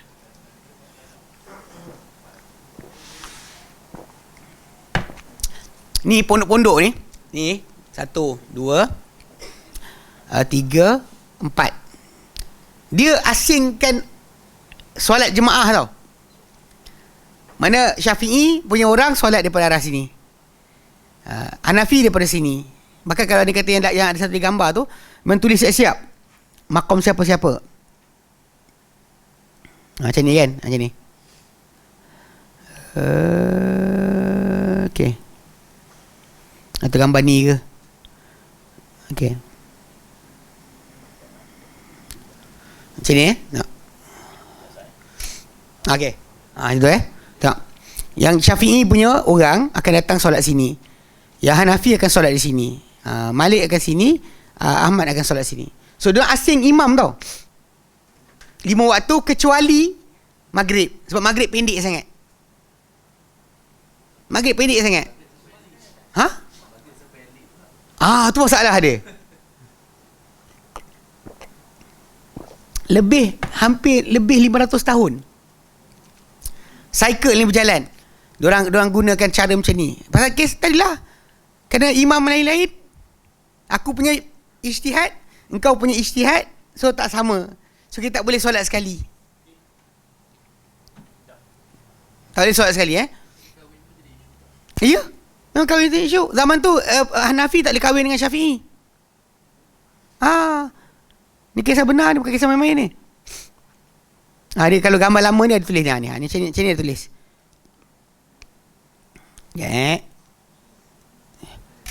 Macam ni ada tulis. Gambar kalau siapa beli apa gambar bahan lama, dia ada tulis ni. Dia ada satu maqam Syafi'i, maqam Hanafi, Maliki, Hambali. Kita maqam Syafi'i nombor 1. Pintu Kaabah depan sini. Lepas tu ni maqam Hanafi. Ini maqam Maliki, maqam Hambali. So orang asing imam tau. Lepas tu saya kata, bila orang kata dengan saya, para sahabat Nabi ada khilaf pendapat. Contoh macam Umar bin Khattab, dia tak terima tayamum ganti mandi. Tayamum tak boleh ganti mandi. Umar punya fatwa, tayamum ganti wuduk je. Mandi, tunggu air ada. Selagi tak ada air, jangan solat. Tunggulah. Ini saya kata Umar punya kata-kata. Tapi masalahnya, tak ada pula dia bila orang nak jadi imam, kau punya fatwa apa? Dia tak kisah. Faham tak? Yang Ammar bin Yasir datang betulkan dia. Bila dia awak, dia kata jangan solat. Lelaki tu datang, dia kata, ya Amirul Mukminin, aku junub, air tak ada. Nak buat apa? Jangan solat, tunggu sampai air ada. Ammar bin Yasir datang, dengar dia cakap macam tu. Ammar bin Yasir kata, ya Amirul Mukminin, kau tak ingat ke dulu kita sama-sama junub? Dia synchronize junub bersama-sama, gather. Pergi jihad, pergi aku junub, pergi bersama-sama. Pasal Allah alam. Tapi dia kata, engkau junub, aku junub. Engkau tak solat, aku golek-golek kat tanah macam golek binatang. Lepas tu aku solat. Lepas tu aku jumpa Nabi, aku cerita apa jadi. Nabi kata, innama kana yakfika an taf'ala bi yadika hakadha. Madai untuk engkau sebenarnya buat dengan tangan kau gini. Nabi tunjukkan tayamum. So maksud dia, kata-kata Ammar tadi di backup dengan Nabi punya penjelasan. Tapi Umar, bila Ammar kata, tahu Umar kata apa? Ittaqillah. Umar kata pada dia. Ammar jawab, kalau kau tak bagi aku cakap, aku diam. Tak. Umar kata tak apa, teruskan cakap. Umar tak sekat dia daripada menyampaikan apa yang didengar dari Nabi SAW. Benda ni berlaku perbahasan. Lepas Umar dah tak ada, kan? Ammar dah tak ada. Abu Musa al-Ash'ari dengan Ibn Mas'ud, diorang berbual tajuk ni. Jadi Abu Musa al-Ash'ari kata pada Ibn Mas'ud, bukankah Ammar dah terang kepada Umar? Lepas tu, tahu tak apa kata Ibn Mas'ud? Bukankah Umar tak setuju? Faham tak? Tapi diorang tak buat imam. Baru, tak ada macam siapa ikut Umar, sana. Siapa ikut Ammar, anda sini. Tak ada. Ini yang kita takut pada masyarakat kita bila perangai macam ni, tak faham tentang khilaf dengan bid'ah. Awak kena bezakan khilaf dengan bid'ah. Jangan macam tu. Tapi Syekh Utsaimin kata, itu kan cara dia. Dia cakap macam tu, memang penguasaan negara berada di bawah mazhab yang sama dengan dia cakap. Betul lah, pasal untuk suruh orang follow. Sekarang ni kita berada pada negara yang beramal dengan khilaf yang di opposite. So kenapa awak tak ikut? Tak boleh lah. Sekarang jadi alasan orang tak pergi jemaah kerana masalah kunut. Tak boleh macam tu. Sebab tu Ibnu Mas'ud, kes yang panggil apa? Solat dekat Mina tu kan, dekat Arafah tu, dia tak buat jemaah baru. Walaupun dia boleh tak buat. Boleh je, kau gigit mata. Buat sekejap, buat pergi tandas ke. Habis solat, kita solat pula. Dia tak buat macam tu. Satu imam je tak boleh lebih. Kita tak boleh terima. Unless macam kecuali macam kita sebutkan. Semalam ke? Semalam kot. Dia kata bid'ah orang tu mengkafirkan. Dan kita tu saya ikut. Dia jenis cuma tenisan ke kan. Kita tinggalkanlah. Tanam tanah, badan dan tanah, tunggu nak lompat. Tak ada naik. Kan? Tengok kan. Tadi macam batu cincin tu siapa ambil? Dia hilang pula. Okay. Cincin tulang duyung ke. Dia beramal ni tu, kita reject lah awal-awal. Adapun pada masalah khilaf tadi saya jaga sikit. Sebab kes saya bimbang ni, masalah ni, banyak orang duk undur. Ahli bid'ah perangai macam tu tak ada hal. Diorang ahli bid'ah. Contoh macam geng-geng ahli bid'ah ni pergi Mekah, solat dalam hotel, tak nak solat dalam masjid kerana diorang tak buat kunut. Ini memang sesat. Confirm sesat. Sengaja lari daripada berjemaah kerana idea tadi. Benda khilaf. So kita kalau kita jadi macam diorang juga, tinggalkan jemaah kerana benda khilaf, apa hal?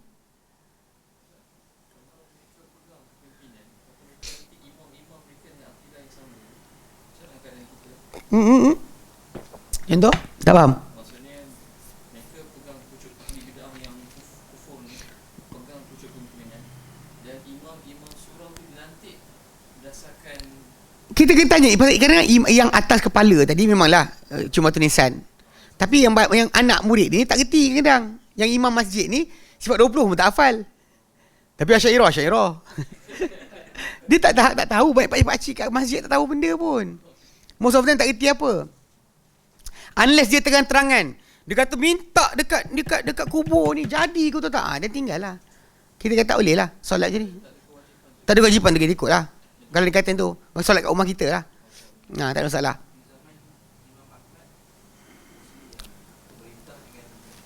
Mu'tazilah dia bukan kuburi. Tu kena jaga sikit. Mu'tazilah ni kesesatan yang dia ada tadi, kadang-kadang tak sampai pada sudut yang ni lagi. Tak sampai lagi pada macam geng-geng cuma tenisan ni. Yang selempang bertenisan, cari capal ni kan. Pasal Mu'tazilah kan dia boleh lebih pada logik. Dia takkan pergi ke situ. Tapi tak seteruk tu kena tengok tadi, tak seteruk tu. Kadang-kadang pada orang Mu'tazilah tadi, kalau siapa yang tak masuk kepada filosofi yang dalam, falsafah yang dalam, tak ada benda sangat pun. Dia pun tak faham cakap apa. Tapi kalau dia kata sampai peringkat masalah macam tadi kan, kubur dan sebagainya, kita tak boleh lah. Jadi kita bimbang macam ni, kembali balik. Dah buang lama dah ni. Ni buang lama dah tau. Sejak daripada 1958. Bila Raja Saud yang kedua, Raja Abdul Aziz, dia naik, dia buang benda ni. So jadi yang kita tengok imam satu je ni sejak 1958. Baru lagi. Kita merdeka 57. Berkat merdeka Malaysia 58 tak buat dah. Serius. Sebelum 58 memang sebelum Malik Saud naik, ini keadaan dia. Bangunan ni kekal sampai tahun 80-an masih ada. Cuma tidak ada solat asing-asing lagi. Itu benda kita nikmat ni sebenarnya. Nikmat boleh bersatu balik. Masa zaman para sahabat tadi, itu tajuk dia. Kita ada ijtihad, orang ni lebih kuat, orang ni kurang kuat. Tak ada hal. Khilaf tadi tak ada hal. Bid'ah tak boleh. Khilaf, ya. Beza kan.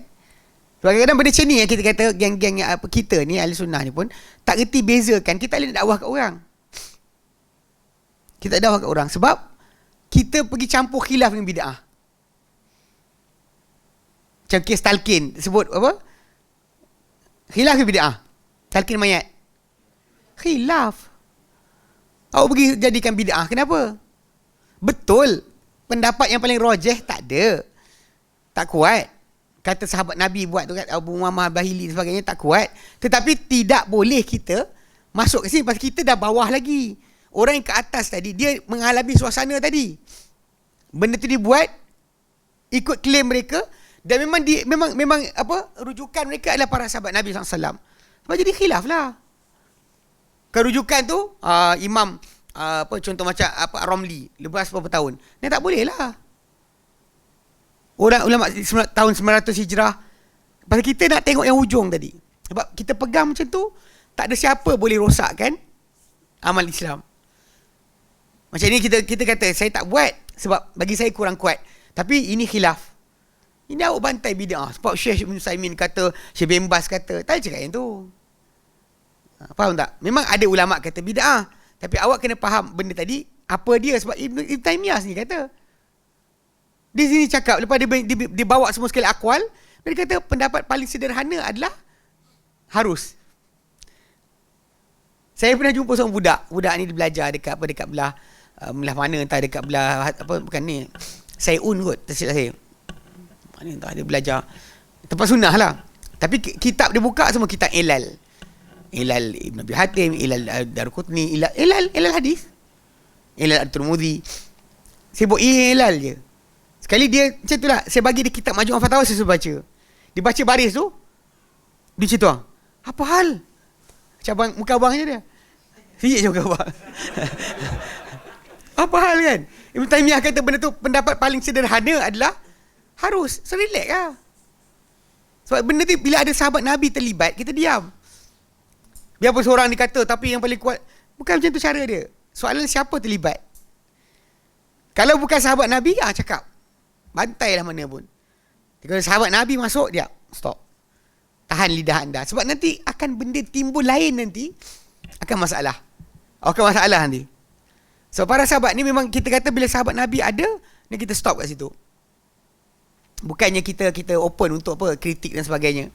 Tak setuju, tak apa. Kita macam dia Omar, dia kata tayamum, ganti mandi saja, ganti wuduk, tak boleh ganti mandi. Itu bukan Omar saja. Bahkan pendapat Ibn Mas'ud. Sebab tu dia bertekak dengan Sahih Muslim. Dia bertekak dengan Abu Musa Al-Asy'ari. Abu Musa kata, bukan Ammar kata dah ke? Dia jawab, bukan, tengok Omar tak setuju. Selamba je. Dia dah boleh, tapi tak, dia jadi imam lain. Tak ada perlu buat surau baru. Orang kita beza politik, tukar surau terus.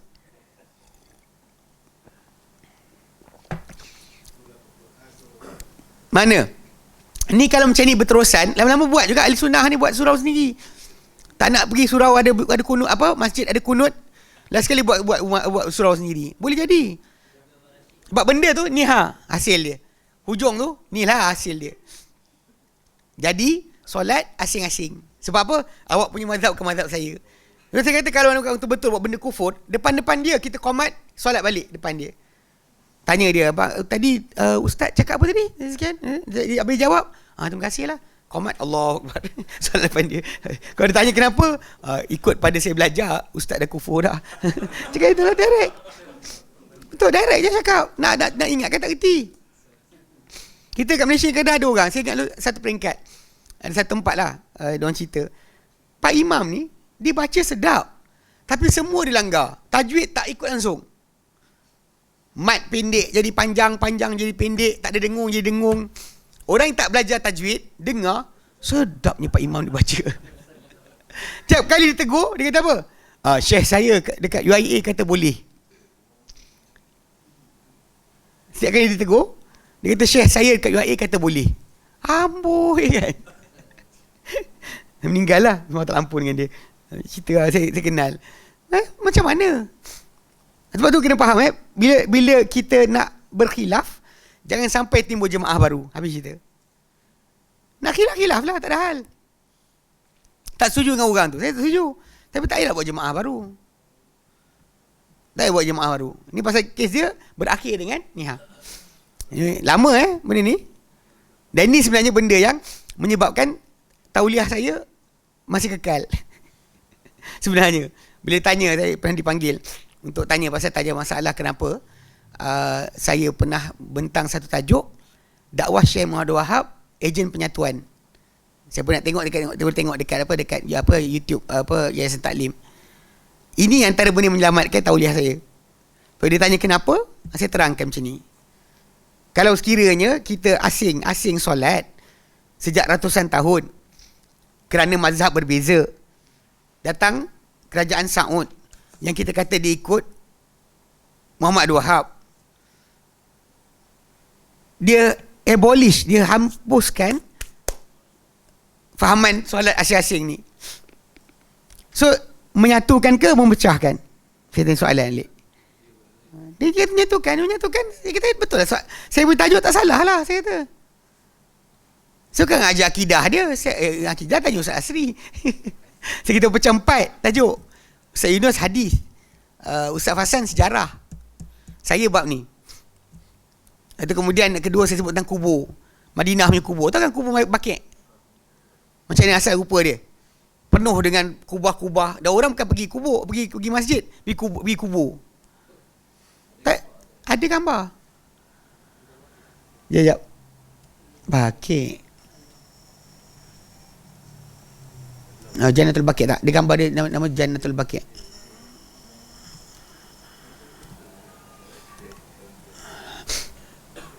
Gambar lama jap. Ni. Ni gambar lama dia.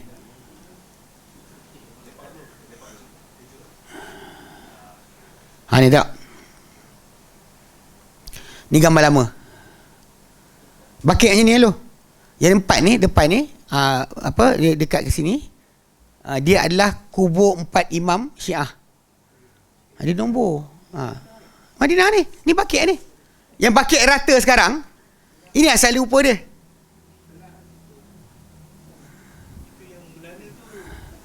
Ni kubur Osman, nombor 10 ni Osman. Sekejap, dia nombor dia. Sekejap. Okey, kejap Okey, dia tulis. Osman, nombor 10 Osman. Nombor 1, dia kata Houses of Sorrow, Fatimah Muhammad. Nombor 1. Nombor 2, Mausoleum for Imam Syiah. Kemudian nombor 3, anak-anak Nabi. Nombor 3 ni. Ni. 3 ni anak Nabi. Tak nampak? Tu lampu jap. Lampu depan. Kan nombor. Okey, yang besar depan ni nombor 2 ni, ini kubur Imam Syiah. Muhammad Al-Baqir, Ja'far As-Sadiq, Musa Al-Kazim dengan Ibrahim kepada. Okey. Tu orang ramai ketiga tu mana ada pergi ni. Tengok. Nampak? Masuk kubur semua. Nombor 3 ni Fatimah. Nombor 2 Osman, nombor 10 ni. Ni Osman punya. Dia dapat gambar lama ni. Mana maksudnya sekarang kita tengok Baqi' kosong kan? Ini asal rupa dia. Sekarang kita tengoklah rupa macam ni. Ni rupa kita tengok sekarang. Tahun ni kerajaan Saud pertama. First kerajaan Saud. Tu yang dia marah sangat. Dia kata memaksa orang untuk ikut dia punya fahaman. Dia jadi kerajaan Saud ikut fatwa Syekh Islam Muhammad Abdul Wahab, maka robohkan semua. Dia roboh rata tu. Ini bukan ajaran Nabi. Betul tak? Tapi ini yang dibuat oleh masyarakat ketika tu. Nampak ni contoh dia. Saya kata pula kat sini, saya kata kalau orang kita balik kan pada asal, ini bukan ajaran sekian-sekian, tapi bila kerajaan Saud ikut ajaran Muhammad Abdul Wahab, hancurkan kubur-kubur daripada sebarang kubah dan binaan. Yang Nabi kata kan, larang daripada bina atas kubur. Nabi tak sebut pun tanah tu tanah rasmi kerajaan ke tanah persendirian. Nabi kata larangan bina atas kubur, tak pernah bincang pun tanah siapa. So jangan bina lah. Jadi soalan, saya penyatuan, perpecahan. Penyatuan lah. Tak elok, tak boleh. Orang kita macam-macam lah, sentimental value. Nak tengok ada sekian. Tapi ini ada. Dibuang sebenarnya. Islam tak ada benda ni. Dia semua ni nombor-nombor ni, dia ada tempat-tempat lah. Macam dia katakan Fatimah binti Asad, kemudian Ibrahim, anak-anak Nabi. Nombor 7 tu anak Nabi Ibrahim. Kemudian apa lagi? Halimatus Sa'diyah nombor 8. Osman nombor 10 tadi. Ini gambar ni 1910.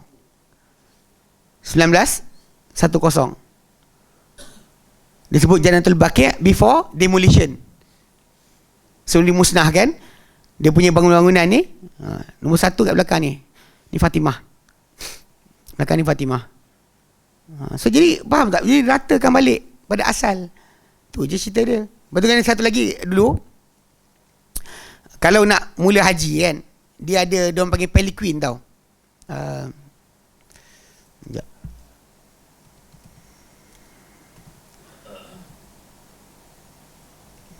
Sekejap. Ni. Dia panggil zaman dulu, dia panggil mahmal. Yang ini dulu, kalau haji nak mula, kena ada buat benda ni dulu. Kena bawa barang benda ni sampai dari Mesir, barulah, alamak gambar kecil lah. Barulah boleh haji diisytiharkan. Ni mahmal lah ni. Gambar-gambar ni. Kain kelambu Kaabah yang baru. Ni zaman mahmal ni, diorang bawa daripada Mesir. Cadangan dia supaya apa tahu, nak tunjukkan bahawa tu, Pak. Tunjukkan bahawa tanpa arahan daripada kerajaan Pasha di Mesir, haji tak boleh start. Selagi benda ni tak sampai ke Mekah, haji tak boleh start. Dia bagi arahan, dia nak tunjukkan dia berkuasa. So jadi start. Lepas tu Mesir start hantar. Lepas tu Syria hantar. Lepas tu Yaman hantar. Semua hantar rombongan masing-masing. Zaman naik je, tapi kelakar. Dia dalam BBC ada satu rencana Islam and Art. Islam and Art. Cari lah. Ada video dia. BBC. Sekarang ni barang ni dekat University of London. Apa narrator tu, perempuan yang cerita tu daripada Museum of London, dia kata semua ni dihentikan when the Wahhabis government came into power. Dihentikanlah. So kita punya penentuan adalah anak bulan, bukan benda ni penentuan haji kita atau umrah kita. Ni penyatuan lah. So kita balik pada asal Islam. Kenapa nak salahkan pula?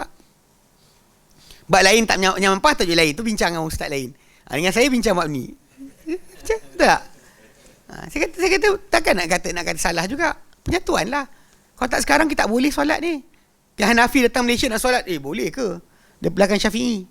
Kita pergi India, boleh ke belakang Hanafi?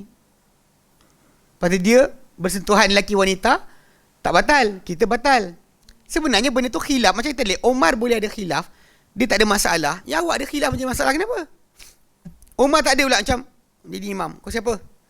Apa mazhab kau? Tak ada. Nampak tak? Ini karut. Bila orang jadikan mazhab itu sebagai agama, karut. Kalau dia kata mazhab tadi untuk penjelasan faham, silakanlah. Tapi untuk jadi agama, tak boleh. Tak boleh macam tu.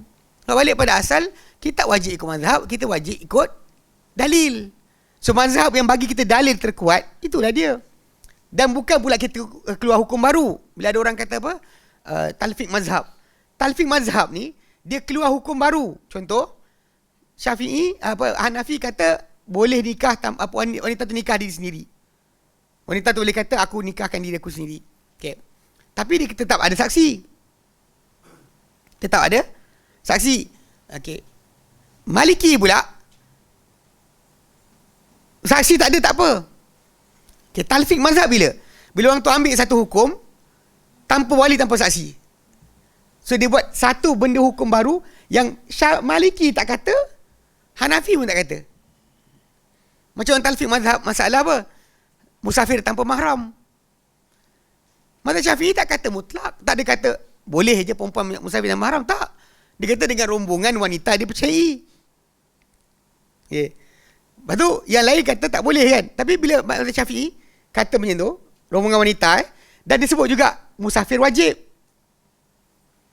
Kenapa tinggalkan yang lain, keluar mazhab baru? Tak salah, ikut mazhab Syafi'i boleh je. Imam Syafi'i tak pernah cakap macam tu. Nampak tak? Ini talfiq mazhab. Awak ambil apa bukan dalil, jadi dalil. Kemudian awak ambil kata-kata mazhab tadi, apa awak suka awak ambil, yang lain awak tinggal. Macam bila ada orang kata boleh binkan anak luar nikah dengan bapa yang tidak sah tu, ikut mazhab Hanafi. Mazhab Hanafi tak cakap macam tu. Dia kata kena laksana hudud dulu pada orang tu. Hudud tak laksana. Lepas tu nak bin. Kawan tu kata kalau dah laksana boleh bin. Faham?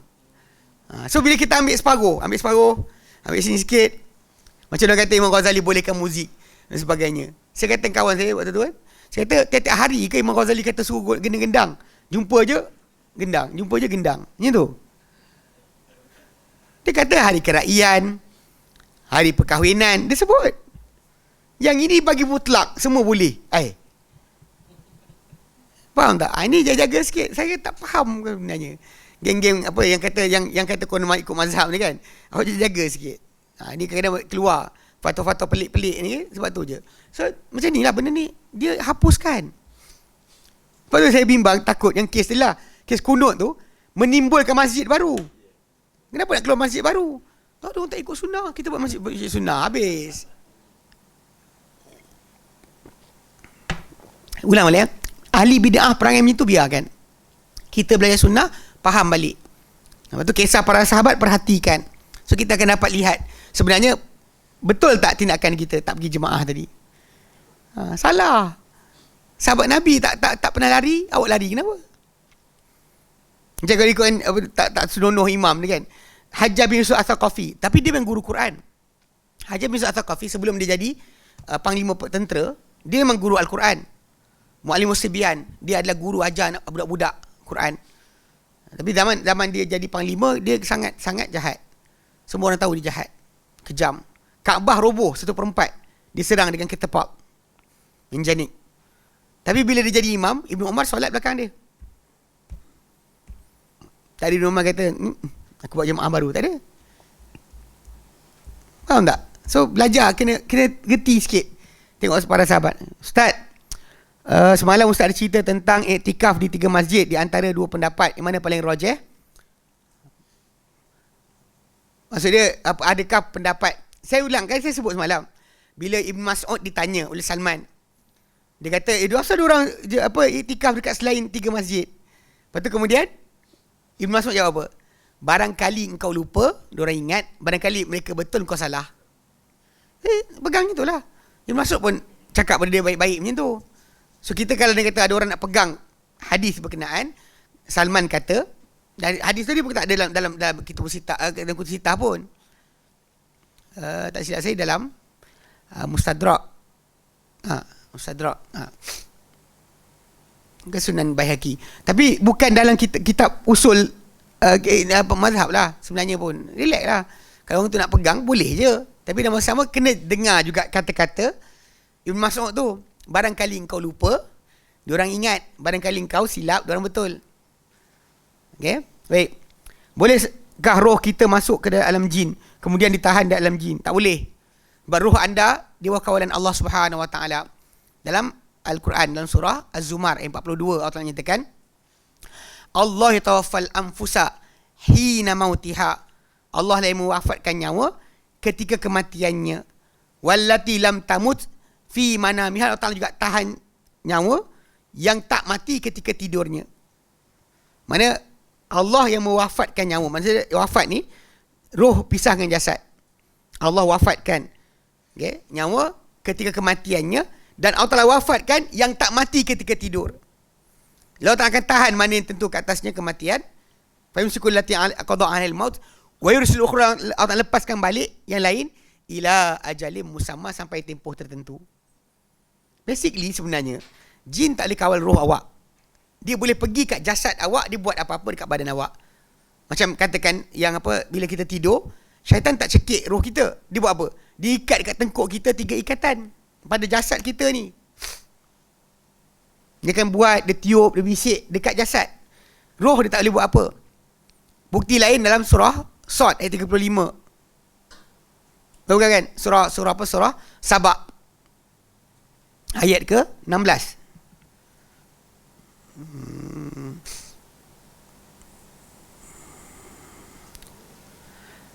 Surah Sabah 14. Ini kisah ketika mana Sulaiman mati. Allah kata falamma qadaina alaihil mauta. Maka bila kami tentukan ke atas dia, itu Sulaiman kematian. Ma dallahum ala mautihi. Tak tunjuk pada mereka, itu jin, kematian Sulaiman, illa dabatul ard ta'kulu min sa'atah. Melainkan anai-anai makan tongkat dia. Mana Sulaiman duduk tegak macam tu, dia orang tak tahu Sulaiman mati. Falamma kharra, bila tumbang saja badan Sulaiman, mati. Sulaiman dah mati lama dah. Jasad dia jatuh. Tabayyanatil jin. Nyatalah kepada jin. Allau kanu ya'lamunal ghaib. Kalau jin tahu benda ghaib, Ma labithu fil azabil muhin. Takkan mereka kekal dalam azab yang menghinakan.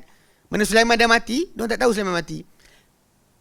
Ketika roh Sulaiman keluar, diorang tak nampak pun. Tu nak kena faham betul. Kalau tidak, weh. Tak sama. Tak sama. Sebab tu ada orang kata dia ghaib. Ya, dia ghaib daripada kita. Bukan maksud dia ghaib secara keseluruhan. Dia ghaib nisbah kepada kita. Takkan malaikat nak pukul dia tak jumpa. Kan? Malaikat jumpalah dia. Dia tak nampak malaikat pula, sebenarnya juga. Bukan dia nampak semua benda ghaib, tak. Dia dalam ghaib daripada kita. Tapi tidak bermaksud dia nampak roh kita. Tak. Sebab kisah Sulaiman mati. Dan Nabi nyatakan, bila kematian seorang yang soleh atau seorang yang tak elok. Yang soleh ni bila datang, malaikat cabut nyawa dia. Malaikat rahmat yang datang hadir kematian dia, sejauh mata memandang. Sejauh mata memandang. Muka berseri seperti matahari. Menantikan roh dia dikeluarkan. Kalau Sulaiman mati, itu Nabi sebut tentang tadi kan, takkan orang tak nampak. Sibuk bekerja ni. Takut Sulaiman jekah. Sulaiman mati tak ada pun macam tu. Apa? Betul tak? Tak ada pun. Saya cakap ni pada orang. Ada orang kata, Ustaz, roh kita, dia kata, roh kita ni ghaib. So, bila nak ubat kerohanian kita, kena pakai benda ghaib. Macam kita kata nak angkat batu besar, kena pakai jentolak. Tak boleh pakai benda biasa. Macam juga jin, dia ghaib, roh kita ghaib. So, kita kena pakai dia lah. Saya kata, dia tak nampak pun roh Sulaiman keluar. Sulaiman mati, dia tak tahu. Jadi, tang mana dia boleh kuasai roh kita? Dan ayat 42 surah Ar-Zumar tadi pun macam tu. Sebut benda sama. Kadang-kadang manusia ni punya takut cerita hantu, tak takut Tuhan. Allah Ta'ala tak takut. Takutlah ini kau gila, kau roh kau ditarik ke Telaga Barhud. Akan berada di sana nanti roh kau. Ya ilah kan. Ya Allah Ta'ala bagi ancaman, jangan tak ikut sunnah Nabi, selamba langgar. Tapi yang lain dia takut benda ni, tak takut yang Allah Ta'ala ancam. Salah lah. Ni kesilapan besar sebenarnya. Dalam Al-Quran kan tak ada ajar kita takut syaitan macam tu Takut bisikan syaitan. Takut bisikan. Bak lain gigit tengkuk semua tak ada. Tak ada ajar macam tu. Kokak tengkuk tak ada. Awak makan ni dengar Awak makan, awak buang, dia makan makanan tu. Dan Nabi kata, tulang yang kita buang, kalau kita bismillah, lepas tu akan tumbuh 3 kali ganda daging. Jin Islam akan makan situ. Kalau awak tak baca bismillah, jin kafir akan makan. Awak makan, awak buang boleh kutip, tahu tak? Tang mana lebih dari awak pula? Tang mana? Orang kata, Ustaz cakap besar, nanti kan kena. La ilah. Dah buat kerja dah benda ni, saya tak cerita je. Cerita kat orang mengarut. Tapi balik pada asal tak boleh. Dia tak boleh tahan. Roh kita sama ada dalam jasad kita atau balik pada Allah Ta'ala. 2 tempat je. Ulang balik ayat tadi kan. Allahu yatawaffal anfusa hina mautiha wallati lam tamut fi manamiha. Allah mewafatkan nyawa ketika matinya. Dan dia yang tak mati ketika tidurnya. Asing roh dengan jasad. Tu fayumsikul lati qada alaihil maut. Allah akan tahan mana-mana roh yang nyawa yang ditentukan atasnya kematian. Wa yursilullah akan lepaskan yang lain ila ajalim musamma sampai tentu balik pada Allah. Tak bukan balik pada setan. Tak boleh. Too much. Kan? Ada setan pula tarik roh awak. Dia tak nampak roh Sulaiman. Bekerja tu sampai kan aneh-aneh makan, hancur tongkat tu. Baru orang tahu Sulaiman mati. So tunjukkan orang nampak tak roh? Tak nampak lah. Macam mana boleh nampak roh pula? Kau nampak roh? Mati roh. Kan? Itu orang kena pakai kerja. Sulaiman mati tegak. Dia tumbang ya, baru orang tahu dia mati. Jelas. Okay? Dia pun ada roh juga. Dia tak nampak roh je. Tu masalah dia. Dia pun tak nampak roh dia. Kau tak boleh kejar roh dia kan. Kan ngarut je. Dah apa benda lah. Ni macam ni apa sihir katak puru ni. Apalah kan, mongok diri patutlah sekali teka-teka tiba make up artis. Aduh kan, scan tak habis. Scan ini apa sihir katak puru. Tiba-tiba ini lakonan je. Tak malu teka-teka punya pandai-pandai teka, tiba-tiba tengok tak ada benda pun. Tahulah. Tapi masalah masyarakat kita dah sampai peringkat tak malu. Menipu tak malu. Kan? Bohong tak malu. Itu yang kita hadapi masalah sekarang. Tidak ada rasa malu lagi dalam melakukan yang mungkar sebenarnya. Okey, baik. Wallahu a'lam. Wa sallallahu ala sayyidina Muhammad sallallahu alaihi alamin. Alhamdulillah anta astaghfiruka wa atubu ilaik. Assalamualaikum warahmatullahi wabarakatuh.